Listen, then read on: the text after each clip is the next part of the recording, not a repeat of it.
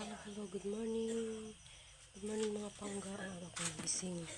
Kasi naglaba ako, nagsalang ako ng labahan. And then, after nagsalang ng labahan, nagsalang ako ng lugaw sa anak ko. Kasi pag tanghali ako magising, or alas 4:30, magising yung anak ko, hindi ako makalaba. Kasi ang dami na nalabahan. At saka busy yung mga tao. May maliit kasi ako eh. Yun ang anak ko sa umaga na po. Pero magkape muna ako. Kasi madilim, adiktiyan ko. Anytime man lang. Ganun dito. Ang hirap. May anak maliit. Ang hirap. Wala ko ang susukat. Tatagyan ko muna ako ng susukat. Hindi ako makatrabaho pagising ng anak ko. Dahil may isang taon akong baby. Pag magising yun, hindi ako makagawa ng gawain.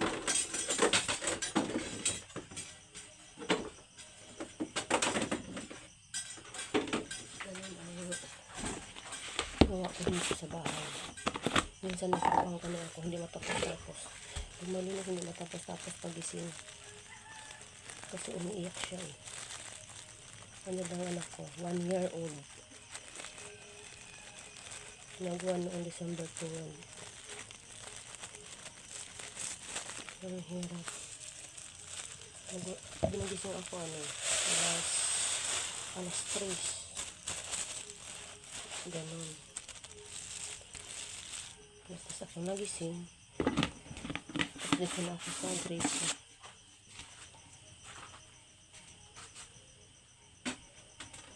Para nagbandaw ng mga labahan ko. Tapos nakasalang na sa washing. Tapos nabagan na yung puti. Naglugaw. Sana ko naglugaw. Nangganap ko dito. Magandang umaga ko magising. Kasi mamaya, pwede ako matulog. Sabay matulog yung anak ko. Ganun, pero magkakaroon na ako.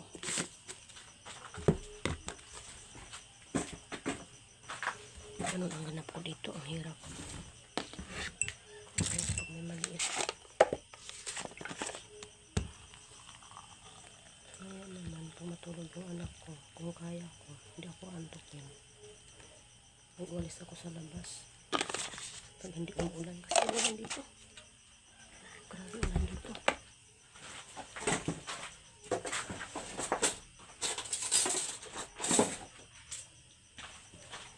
Yung labahan ko noong Sabado, nandyan pa, hindi pa natipid, hindi pa nakasampay pa. Kasi basa-basa pa siya. Tapos another na naman yung nadagdagan. Natambak ang ko. Titiklopin. Sana uminit na yun. Kasi ang hirap.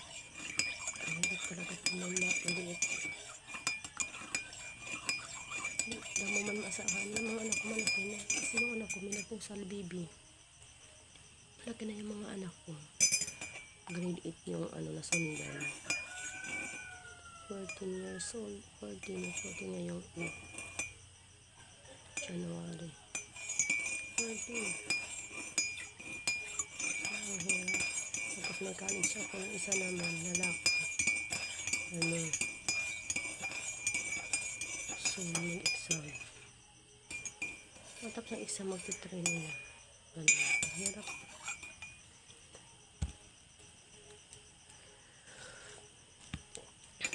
Sarap ng kape. Sarap ng kape talaga. Kung mapasukan yung dyan mo sa mainit, sarap. Daling ka sa malamig kasi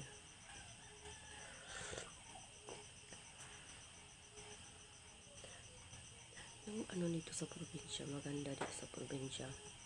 Pag masipag ka lang, magtanim ka ng gulay. Tapos magtanim ng palay. Kung may taniman ka, maganda siya. Masipag ka lang. Hindi ka maghirap dito.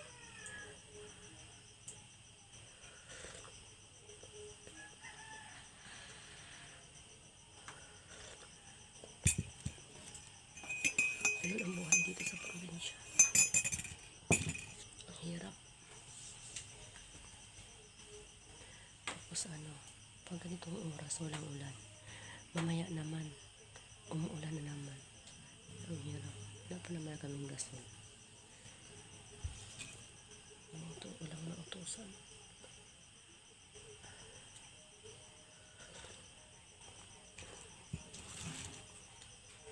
Ang ako makaligo ngayon at saka makabanlaw. Kailang pagtapos ko banlaw, i-dryer ko. Walang problema, mamaya ko na lang isampay. Pag matulog yung anak ko, kahit gisong, pwede na. Pwede ko sampay ka dyan naman sa terrace ko isampay. Pag umiinit, ilabas ko. Sana umiinit ngayon para matuyo na yung dating labahan kong nakahangir at tapos ngayong nilabahan ko. Ang init siya ngayon.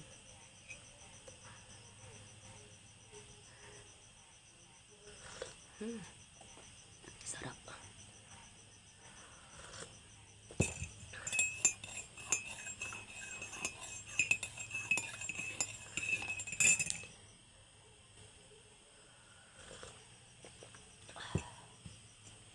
Tinan mo yung lugaw. Nilugaw ko.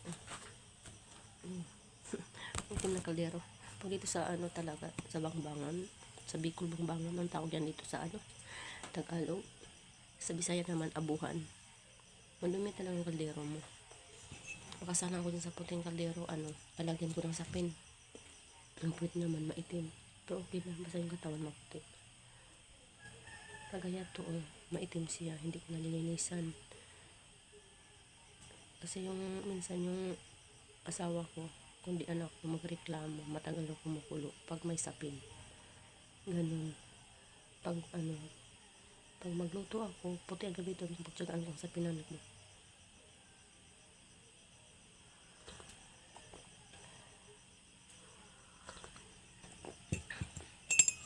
Pero yung puwit naman maitim. Yung katawan nila. May binili na ganun. Dami ko pang gawin. Ang dumi pa dito, hindi ko pa naayos.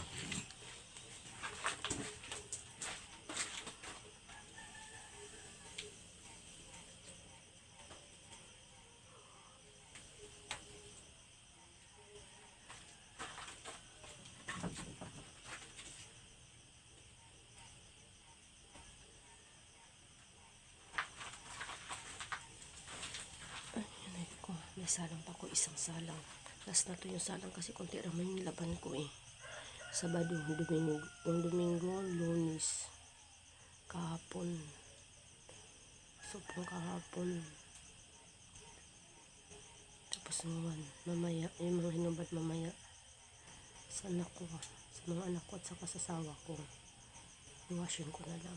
Kasi pambahay naman lang Nakusot ko na yung yung sinuot namin nung nagsimba. Nakusot ko na. Na lang. Doon. Puti. Binabad ko. Sa pambahay naman yung mga puti. Yung sa anak ko. Sa bunso. Kasi yung karamihan doon yung pambahay niya. Mga puti. Gusto ko kayo mga puti kasi malinis. Malinis tingnan pag puti.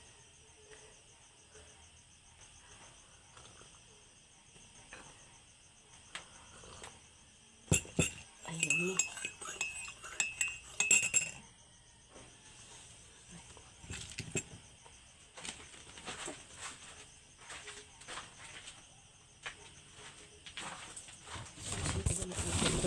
Napagit na ko lang itong takot.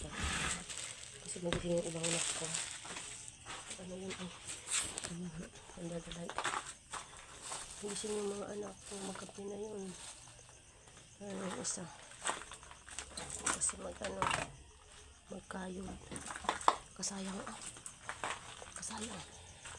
hindi nakain. Madilim pa dito. Oras is anong oras na? Alas 4:19. Gising kaya ako alas 3. Alas 4:19 na iya. Dapat mga alas 5 itapos na ako.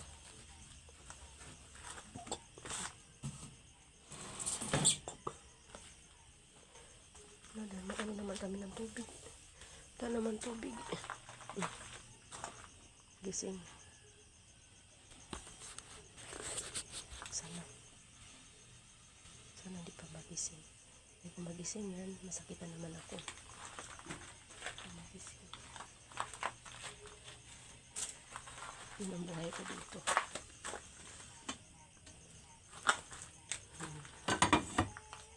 Ang gising talaga.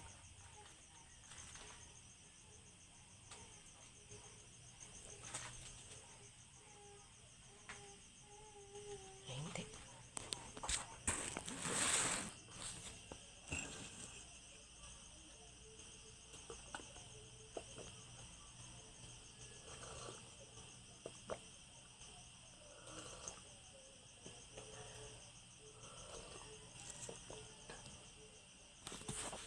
Dalhin kita doon sa ano. Dalhin ko kayo doon sa labas. Pero madilim pa eh. Hindi ko makita, madilim pa talaga. Madilim. Madilim. Madilim. Madilim as 4. Paano na yung solar? Ang ganitong oras kaya, pa-off na yung solar. Talagang madilim siya. Ay, may kulol. Ay. Ito kaya. Masira kaya yung stand ko.